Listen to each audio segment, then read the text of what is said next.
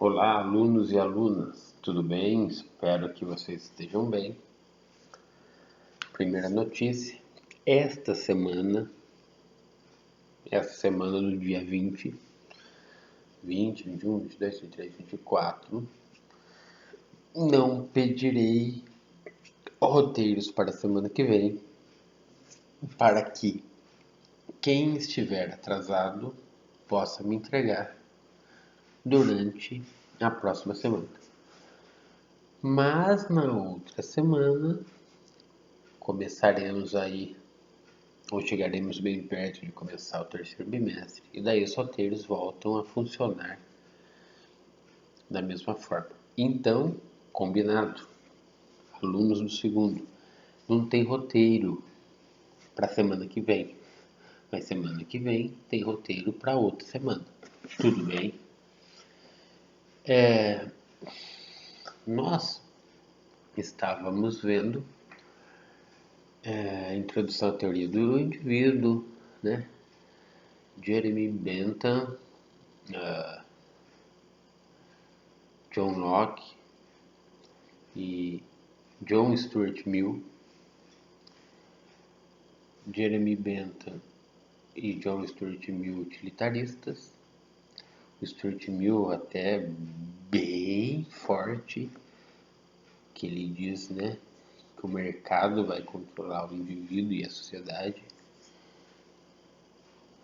E os utilitaristas de forma geral, falando sobre o prazer, né? Jeremy Bentham, Stuart Mill falando que a principal função do ser humano é ter prazer, mas que depois, quando eles vão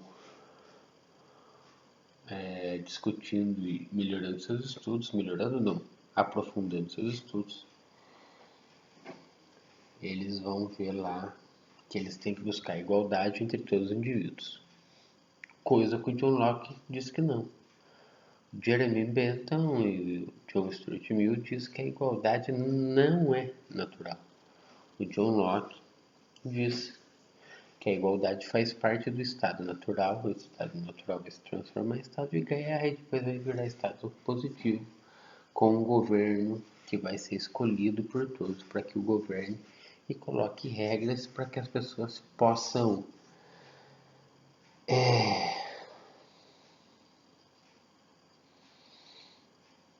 viver perto do que aquilo que é conhecido como perfeito, qual é o que é o estado natural.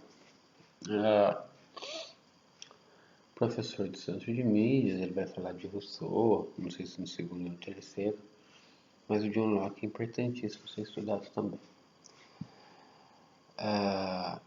E ele sabe disso, é que ele escolheu um caminho para ir. Eu estou escolhendo o currículo, estou seguindo o currículo. Bem, o que mais? Vocês viram, quando nós vimos a introdução à teoria do indivíduo, e isso eu quero que vocês prestem atenção, não fiquem esperando só o roteiro, onde a gente falou do Benjamin Bentham, do Jeremy Bentham, não Benjamin, Jeremy Bentham, do John Stuart Mill, que é o Stuart Mill, e do John Locke, o que cada um entendia sobre o que era importante para o indivíduo. Mas enquanto eu estava dando essa aula, o professor estava dando uma aula sensacional, muito boa, sobre tornar-se indivíduo. Que legal! Tornar-se indivíduo. Tornar-se indivíduo vai falar principalmente de dois autores. Michel Foucault, que vai falar sobre o controle do corpo. Michel Foucault vai falar sobre a importância que se tem dentro do mundo atual em se disciplinar o corpo. Você cria uma rotina para o corpo.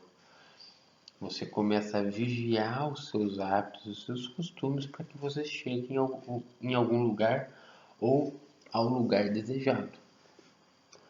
O tornar-se indivíduo para Michel Foucault foi falado resumidamente nisso. Por que resumidamente? Porque eu vou seguir.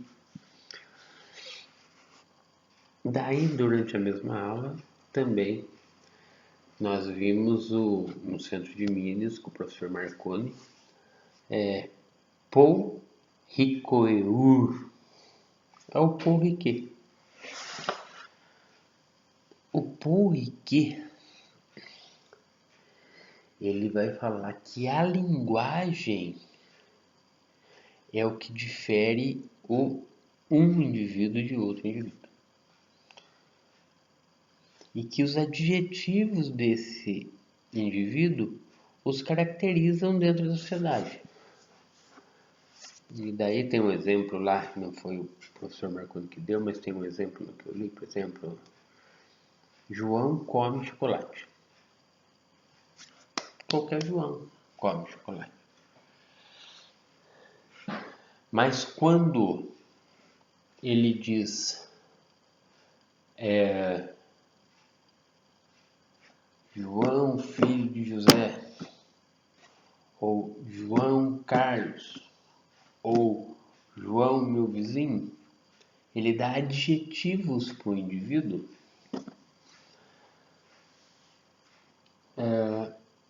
ele consegue fazer com que esse indivíduo se torne único. Não é qualquer João que come chocolate. É o João Carlos, é o João filho de José, é o João meu vizinho. Então, os adjetivos dados ao indivíduo o tornam único dentro do seu grupo social. E este fator de se tornar um indivíduo para Paul Ricoeur e de que a linguagem difere os indivíduos entre si e difere os indivíduos de todos os outros indivíduos. A linguagem difere os indivíduos entre si e difere os indivíduos de todos os outros indivíduos do planeta. Ele vai falar também de um termo que este eu vou pedir no relatório e este eu vou pedir no roteiro, que é ipseidade. I-P-S-E-idade. Ipseidade. O que é ipseidade? Ipseidade é a qualidade ou a característica ou a capacidade do indivíduo se tornar único dentro de todo o planeta. Não existe um indivíduo igual ao outro. Existem indivíduos semelhantes entre si, mas igual não. E isto é ipseidade. E esta ipseidade só acontece graças à linguagem e graças ao adjetivo dado ao ser humano ao desenvolver dessa linguagem. Então, o professor Marconi, ele falou sobre isso. Tornar-se o indivíduo. E falou sobre Michel Foucault e Paul Ricoeur. Eu estou um pouco preocupado, porque alguns trabalhos que recebi, não todos, mas alguns trabalhos que recebi, Introdução à Teoria do Indivíduo, que é muito interessante e foi muito falado de forma bem clara. Os grandes artistas, os protagonistas da introdução à Teoria do Indivíduo foram deixados de lado. Eu não li muito sobre Jeremy Bentham, sobre John Stuart Mill e sobre John Locke. Assim como tornar-se indivíduo, que vai ser pedido, eu acho até que alguém já escreveu sobre isso, algumas pessoas já escreveram, eu não ouvi muito se falar de tornar-se indivíduo, de Riquet e Michel Foucault? Eu não vi. O Riquet, o Ricoeur, né? Que fala tanto da linguagem,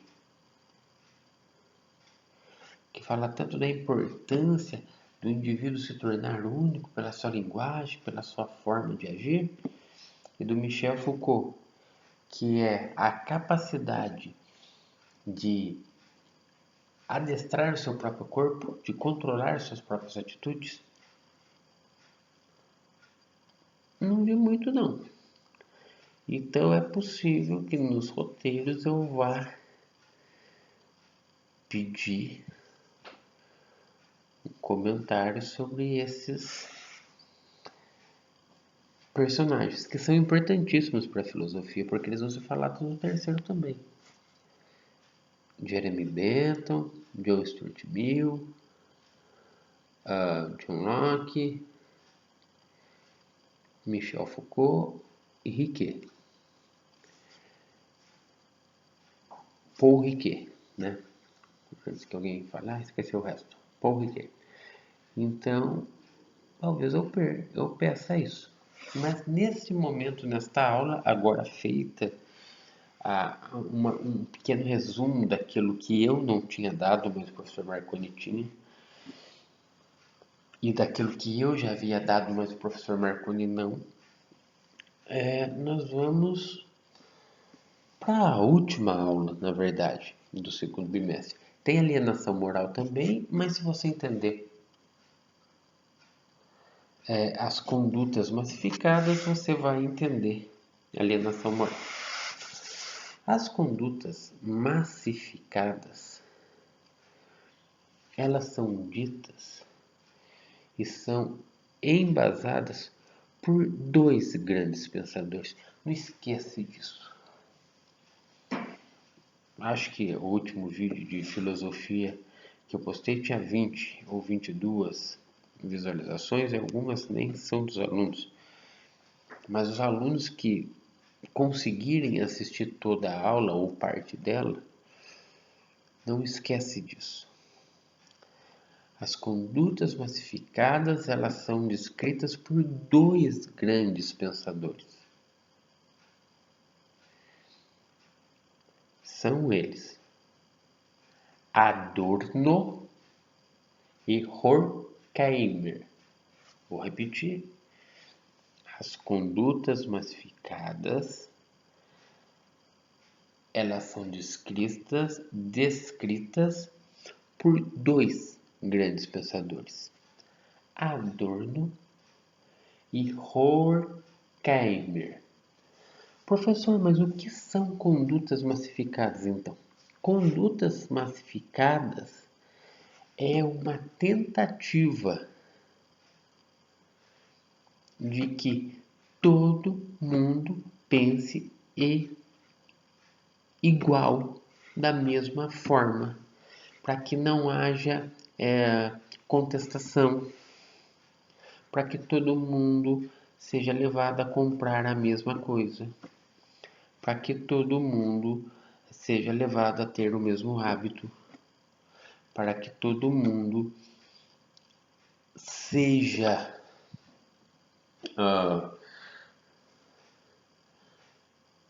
levado a crer em uma única verdade. Todo mundo crê na mesma verdade. Condutas massificadas. Tem até uma frasinha bonita lá.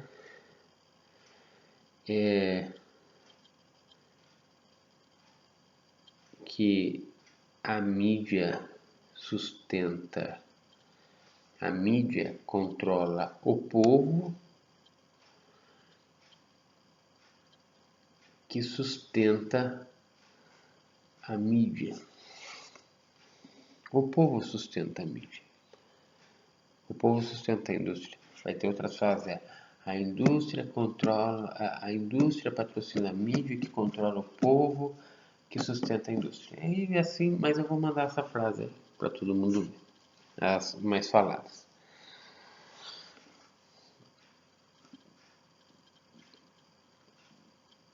Massificação cultural nada mais é que fazer com que todo mundo pense da mesma forma.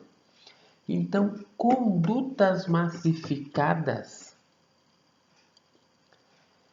é exatamente a conduta que mostra de forma clara, científica e prática que os meios de comunicação, nesse caso nós vamos falar da mídia, conseguem orientar a todos ou a maioria dos cidadãos a fazer a mesma coisa e ter as mesmas atitudes. Isso é muito fácil entender.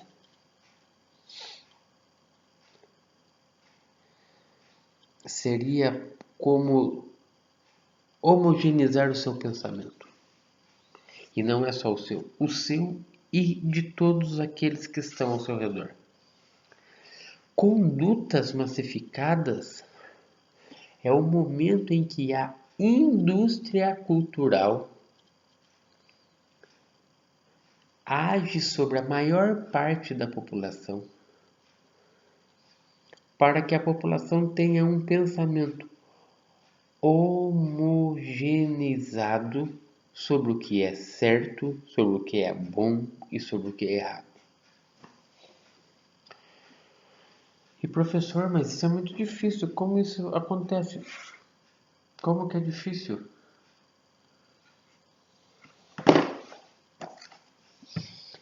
Hoje nós vamos ler um livro e eu começo a leitura. Alguém quer comentar? Qual a tua opinião, Muriel? Qual a tua opinião, Anny? Qual a tua opinião, Rafaela? Qual a tua opinião, Raul? Qual é a tua opinião, Cauã? Qual a tua opinião, Jennifer? Qual a tua opinião, Paulo? O que é mais difícil? Um diálogo onde nós vamos construir um conhecimento sobre alguma coisa, está tudo riscado, o meu livrinho de humanas, ou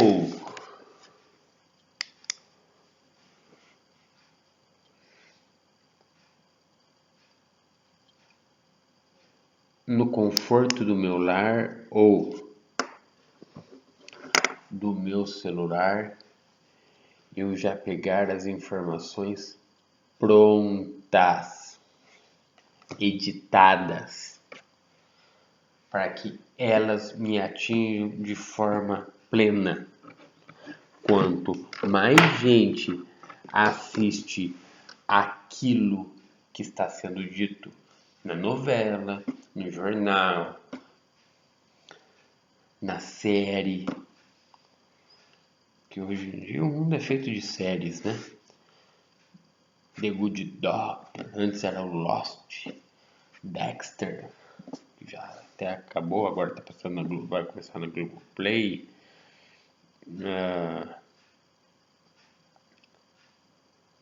The Walking Dead. O que você prefere? A gente sentar juntos e dialogar sobre um pensamento e criar um pensamento que possa modificar, ou seja, pegar pronto, acabado.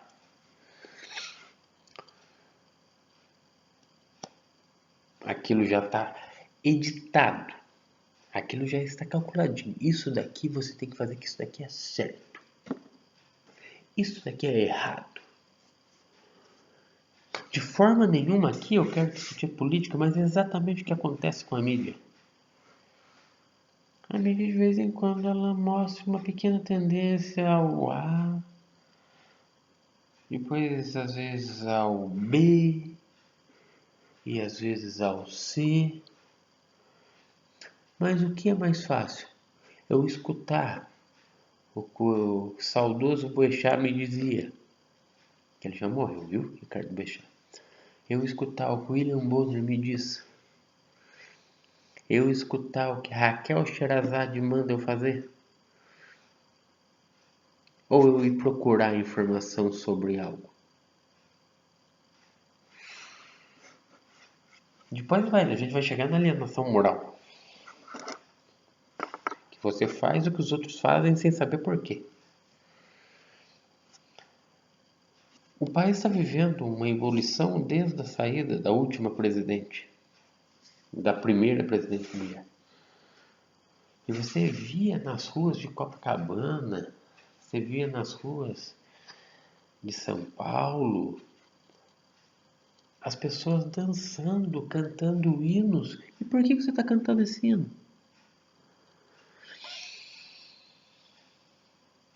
Porque nós temos que melhorar o Brasil. Porque nós temos que mostrar a sua opinião. E qual é a sua opinião?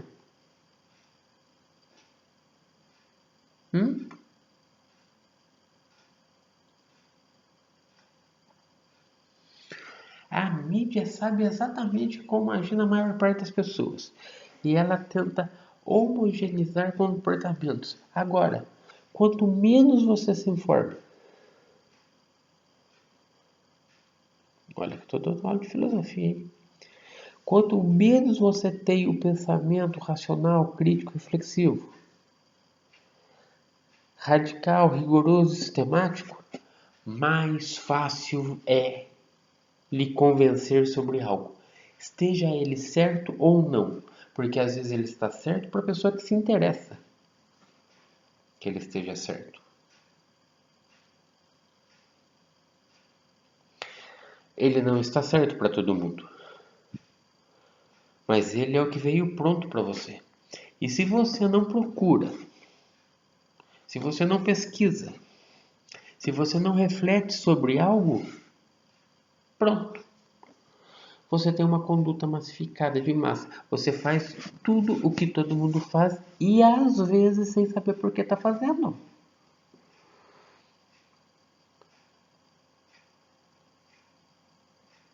E isso faz parte da indústria cultural. Celulares. Antigamente cigarros. Refrigerantes. Tênis, carros. A indústria cultural sabe o que fazer com você. Ela sabe como homogeneizar o pensamento e fazer que você pense de uma mesma forma sempre. Ou da forma que ela quer que você pense sempre. Dos cigarros é terrível. E o Horkheimer e o Adorno falam disso. Porque a indústria cultural falava o quê? Fazer você acreditar que o cigarro era bom. Ele dava, entre aspas, a chance de você comprar felicidade. Então você via aquelas mulheres maravilhosas fumando lá. Vou pegar a minha época, mas não é tão longe assim. Free.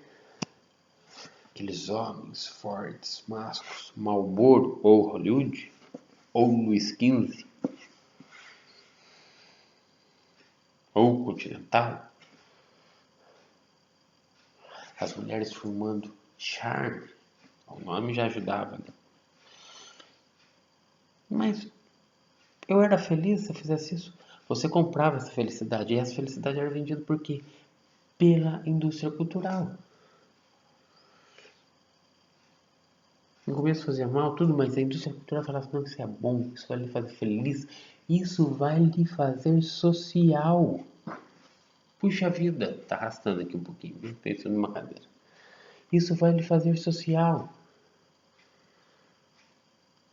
Isso vai fazer com que você conviva com os bons. Ah, meu Deus. Massificação, conduta massificada. Por favor. Você faz isso porque todo mundo faz. E daí nós vamos chegar na alienação moral. Que é a aula que eu vou falar um pouquinho daqui 15 dias. E daí já vou começar do terceiro bimestre, igual eu fiz hoje. Com Jeremy Bentham, com John Stuart Mill. com John Locke, com Michel Foucault e com Paul Ricoeur. Agora eu tô falando de Adorno e Horkheimer. Por favor, eles falaram, a indústria cultural, ela homogeneiza o pensamento de todos. Por quê? Que ela vai criar algo diferente. Algo que se leva tempo para entender. Se ela pode brincar de dar uma batida só e todo mundo seguir a batida. Sabe a música Chiclete? Que tem um acorde. Tum, tum, tum. O que tá cantando? Eu não sei. Mas olha o ritmo. E você fica lá sem saber porque você tá lá. Isso daí é indústria cultural. Isso daí é conduta de massa. Eu poderia citar alguns artistas também, mas não vou. Conduta massificada é quando a indústria cultural faz o ser humano uma coisa, uma máquina de consumo. A indústria cultural faz do ser humano uma máquina de consumo. O Black Friday nada mais é que indústria cultural. Às vezes, vou falar da Black Fraud. 20 dias, um mês antes, os preços de 1.000 vai custar 8.000. E daí vem a Black Friday, e vende por 4.000 aquilo que é 1.000, que foi a 8, que ela baixou para 4 para continuar tendo lucro. Isso é indústria cultural. Indústria cultural. Você tem que ter para ser feliz. 0 horas e 3 minutos. Você tem que ter para ser feliz. Você tem que ter para ser feliz. E daí você se torna um fulano alienado também. Porque você não consegue enxergar a situação que você vive. Você não consegue enxergar a situação que a tua família vive. Você não consegue enxergar a situação que o teu bairro, que a tua comunidade, que a tua escola vive. Porque você, para ser feliz, precisa de um telefone. Mas a alienação moral vem exatamente de condutas massificadas, que é o quê? Todo mundo, ou, lógico, não existe unanimidade, a maioria das pessoas tendo o mesmo pensamento sobre determinado assunto. E como? Por que ela tem o mesmo pensamento? Às vezes nem percebe, porque ela vai vendo na propaganda.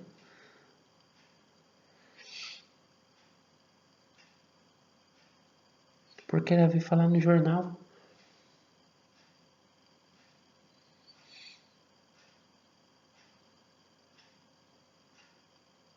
Porque nas novelas, sem que ela perceba, mostram isso.